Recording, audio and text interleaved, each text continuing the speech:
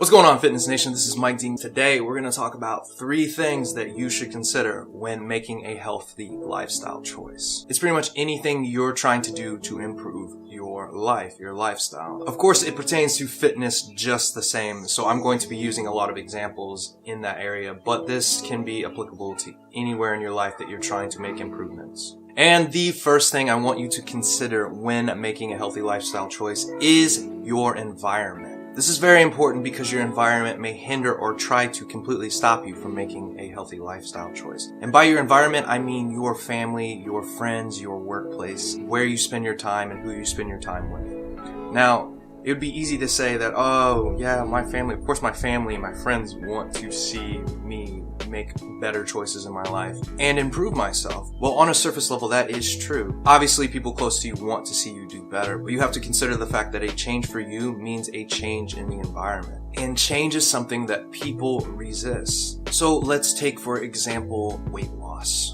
You have decided you want to go on a weight loss journey. You want to lose 40 pounds, some arbitrary number. Obviously, people want you to achieve your goal, but if you start to think about how your environment plays a role in how you got there, perhaps your family likes to sit down and indulge in a lot of food together, and suddenly you're unable to do that. That throws off the environment, and it can interfere with the way you typically interact with your family. Your mom makes beautiful, huge Italian dishes all the time. Suddenly you can't eat that sort of food on a regular basis. Your mother might take offense to that. People show love through food sometimes. Maybe 3 times a week you go out to Buffalo Wild Wings with your boys. You're throwing back beers and chicken wings. Maybe you go out with your girlfriends and have margaritas on Taco Tuesdays and you're throwing back nachos.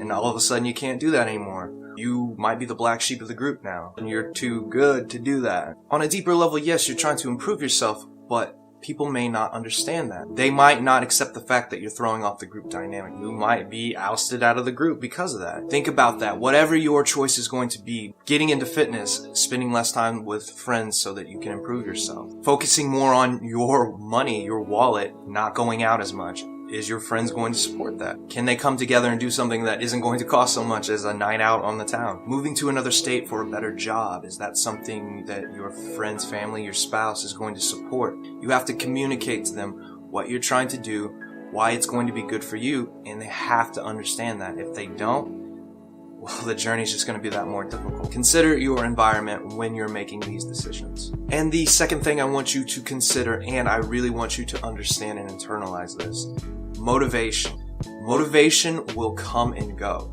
but good habits will make or break your goals. There is not a person out there who is motivated 365 days a year, 24/7. It's just, well, unless you're Elon Musk, because he does everything. But it's just not realistic to expect that of yourself. Motivation is usually very high at the beginning of a goal, at the beginning of a relationship, at the beginning of a new job. You have all these ideas and these prospects of where you're going to get to, and motivation is high. You're willing to give your all at this goal.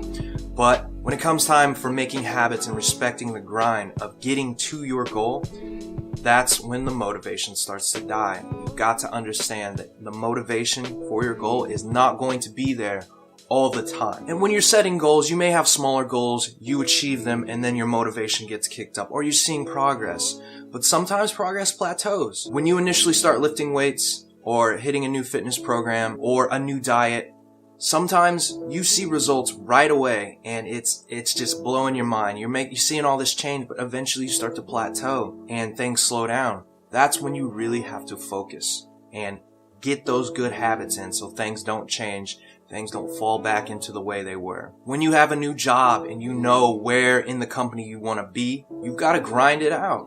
And it's not going to be as motivating year 2 into that job as it is when you first start out and you have all these prospects, these places you want to go, and it's fresh in your mind. The same thing can be said about relationships. When a relationship is fresh, that fresh love, it's beautiful. You guys are super excited about each other, and eventually it just kind of deflates into a normal grind. Regardless, when motivation hits, ride that wave. Definitely use that motivation to boost yourself towards any goals.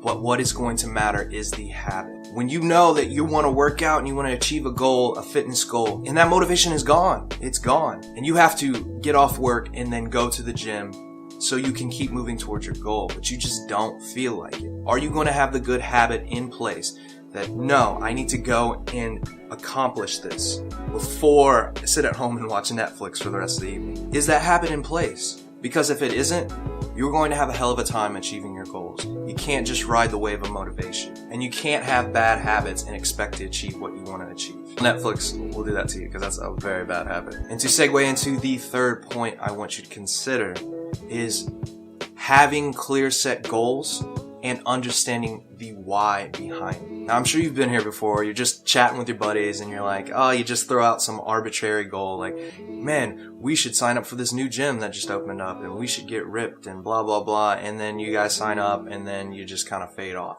Well, the reason that is because your why was not strong enough. And by why, I mean, what is the true reason you want to accomplish this? The why behind your goal is so important. When you're trying to understand your why, you have to be honest with yourself. Let's give the example of weight loss again. You want to lose 50 pounds. Well, understanding that you want to lose weight is easy, but you need to put emotion behind the why of why you want to lose those 50 pounds. If you just say, I want to lose 50 pounds so I can look great, is that really motivating enough for you to put in the effort to lose that weight? Perhaps you want to lose 50 pounds because when you were younger, people used to make fun of you a lot about your weight, and it really affected your self-esteem.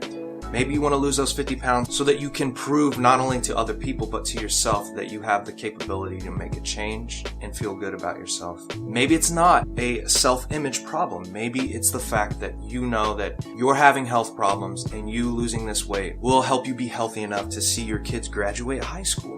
Or maybe you want to play with your grandkids. The why needs to be emotionally charged and it needs to be deeply personal. So for this, I would highly recommend you just take some time and be honest with yourself on whatever goal it is, whether it's taking that new job across the country. Perhaps you're really scared to do it, but deep down inside, this would prove something to yourself, that you can overcome your own fear to better your life. Maybe fear's been holding you back in life, but taking this job will prove that you're not always going to succumb to your fear, and you will take the first step at bettering your life. For me, a goal of mine was to own my own house. When I was young, we always grew up pretty poor, and I wasn't able to enjoy a lot of the opportunities that my peers were able to do.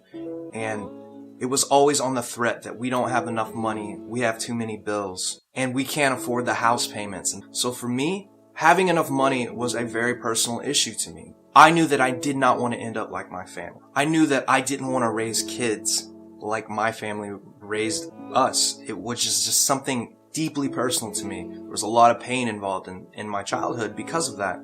And I knew that overcoming this problem was going to be a huge issue in my life. So I took 7 years and worked and worked and worked, pretty much living, well below my means. I never bought new clothes. I never got a nice new car. None of that stuff.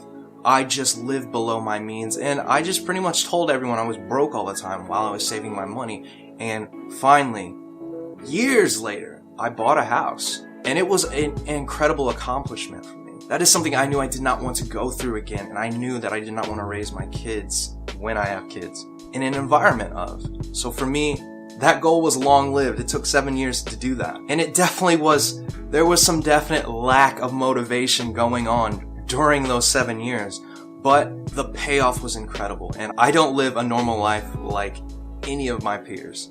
And I am so glad I stuck with it. I'm so glad that even though my environment didn't support my goals, because it definitely did not, I used to get a lot of crap because I would not spend money.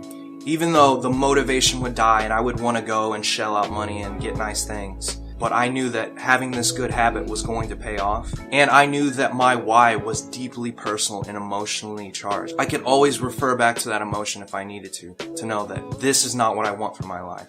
It was almost like a catchphrase for me. One day you will have a house that you will never have to pay for again. And every time I felt myself trying to stray away from that path, I could tell myself that too. So come up with your own mission statement that will help you when you feel weak. If it's a self-image thing, it could be, I want to wear a bikini for the first time and feel comfortable. I want to make love to my partner and not be embarrassed about the way I look. Even if it's not a self-image thing, if it's a very personal thing, overcoming fear, getting a better job, anything in your life you can apply this to. So those are 3 things that I think you should consider when making a healthy lifestyle choice. If you enjoyed this video, make sure you like, subscribe, do all that YouTube stuff that everyone says in every freaking video. If you want to be notified when I have more videos, hit that bell down there. And if you want to see more videos about me traveling, fitness and everything, they're all right here, and more are coming out, guys. So stay strong, nation. We'll see you next time.